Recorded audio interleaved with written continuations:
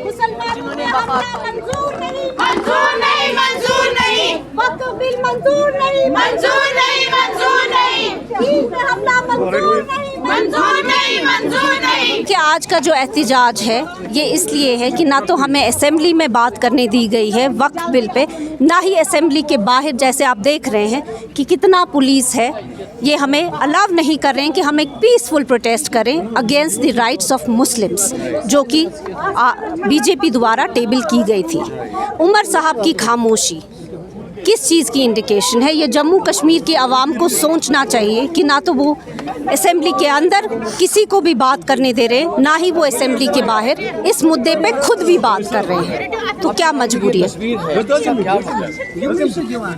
मेरे हाथ में जो तस्वीर है ये इंडिकेट करती है कि उमर साहब कहते हैं कश्मीरी आवाम को कि मैं टहलते टहलते किरण रिजिजू जी से मिला। ये कोई ऑफिशियल मीटिंग नहीं थी, ये कोई प्रोटोकॉल मैं उनको नहीं दे रहा था, जो बिल्कुल ही गलत है। क्योंकि अगर देखा जाए अहम 3 दिन एंड के लास्ट 3 डेज जो थे जिनमें अहम बिलों पे बात होनी थी, उमर साहब गायब थे। ऐसा क्यों?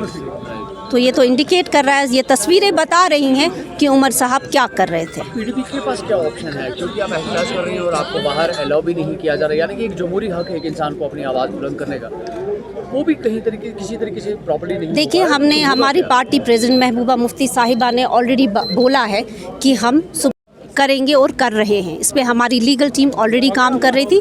अब उनका एक ऑफिशियल अनाउंसमेंट आ चुका है, तो हम सुप्रीम कोर्ट का दरवाज़ा खटखटाएंगे। कह रहे हैं कि वो भी सुप्रीम कोर्ट अप्रोच करेंगे। See, I would say that it is very unfortunate that Umar Saab didn't let anyone to speak inside the assembly or outside the assembly. It's just making fool. She is trying to befool the Kashmiri people by giving the statement that we are going to Supreme Court. जब वो खुद बात नहीं कर रहे तो supreme court में वो क्या करेंगे? तो अभी करंटली कदम तो है आप पे, तो अब नेक्स्ट मूव क्या है आप? देखिए, हम पर्टिकुलर प्लेस राइट नाउ, या वी सी हिंदुस्तान की जो आवाम है, मुस्लिम आवाम, उनकी नज़रें जम्मू कश्मीर के चीफ मिनिस्टर पे थी, इस असेंबली पे थी कि ये बिल जो है इसके खिलाफ ये बात करेंगे। लेकिन it is very unfortunate that Umar साहब, being the chief minister of a Muslim majority state, could not do anything for the Muslims of whole of the country. तो आपने देखा ये बिल पास हुई, 24 करोड़ मुसलमानों के मंशा के खिलाफ पास हुई। सिर्फ 24 करोड़ मुसलमानों के खिलाफ नहीं, बल्कि यहाँ पर मुसलमानों के अलावा जितनी भी माइनॉरिटीज़ है और बहुत सारे हिंदू लोग हैं जिनको जो इस बिल के मुखालिफ है, क्योंकि 88 लोगों ने इसकी हिमायत की इस बिल की, वहीं 232 लोगों ने इसकी मुखालफत की। तो ये जो बिल है जल्दबाजी में विद एजेंडा पास किया गया है और इसके लिए तमाम मुसलमानों को, तमाम लोगों को जो इस मुल्क को बचाना चाहते हैं, वो इस वक्त सरापा एहतिजाज है। हम भी अपना फ़र्ज़ निभा रहे हैं। हम भी हर जगह, चाहे सड़क पर, चाहे ऐवान में, चाहे सुप्रीम कोर्ट में जाना चाहते हैं इस बिल के ख़िलाफ़, ताकि गवर्नमेंट को मजबूर करें कि ये जो उन्होंने बिल पास की है, जल्दबाजी में की है, विद एन एजेंडा की है, अपने इलेक्टोरल बेनिफिट्स के लिए की है, और जिस तरह वो मजबूर हुई गवर्नमेंट, फार्मर्स के जो लॉज उन्होंने बनाए थे वो वापस लेने के लिए।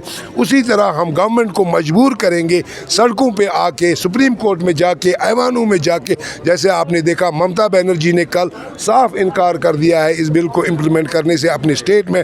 तमिलनाडु असेंबली ने रेजोल्यूशन पास किया है इस बिल के खिलाफ। तो हम पूरी लड़ाई हर जगह लड़ेंगे और कोशिश करेंगे कि सुप्रीम कोर्ट और ये गवर्नमेंट मजबूर हो और इस बिल को वापस ले ले। आज पीडीपी के अहाते में भी आवाम की बड़ी जमात देखने को मिल रही है और बाहर भी काफ़ी लोग आपका इंतज़ार कर रहे हैं।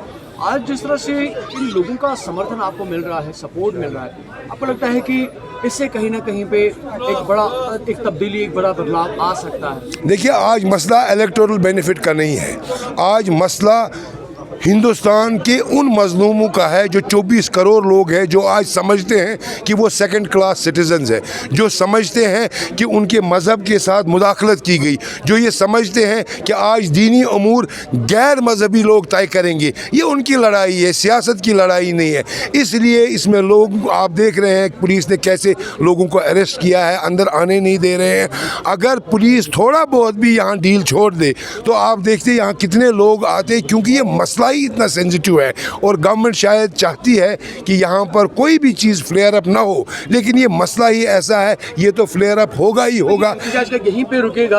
आज इन्हीं चार दीवारियों के अंदर देखने को मिलेगा या बाहर भी? आप देख रहे हैं पूरे मुल्क में एहतजाज हो रहे हैं, ये यहीं पर नहीं हो रहे हैं। आप देखिए बंगाल में, आप देखिए महाराष्ट्र में, आप देखिए बाकी स्टेटों में गवर्नमेंट की कितनी कदगने हैं, लेकिन फिर भी लोग निकल रहे हैं क्योंकि वो समझते हैं ये उनके दीन के साथ मुदाखलत है और ये काबिल कबूल नहीं है।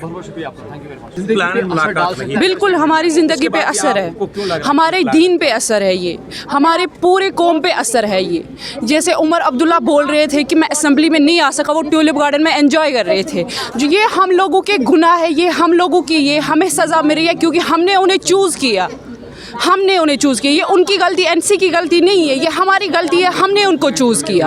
तो अब वो कोई भी वो रिस्पॉन्सिबिलिटी नहीं निभा रहे हैं, तो ये होना चाहिए। क्यों नहीं? उन्होंने बिल रिजेक्ट की है, ये कोई बात नहीं है, ये नहीं करना था उनको। और वो असेंबली में आए नहीं, वो महराज मलिक का वो सीन हुआ वो भी उन्होंने ही करवाया, वो तो सीधे ही सेंस होती है, वो एनसी की चाल ही थी।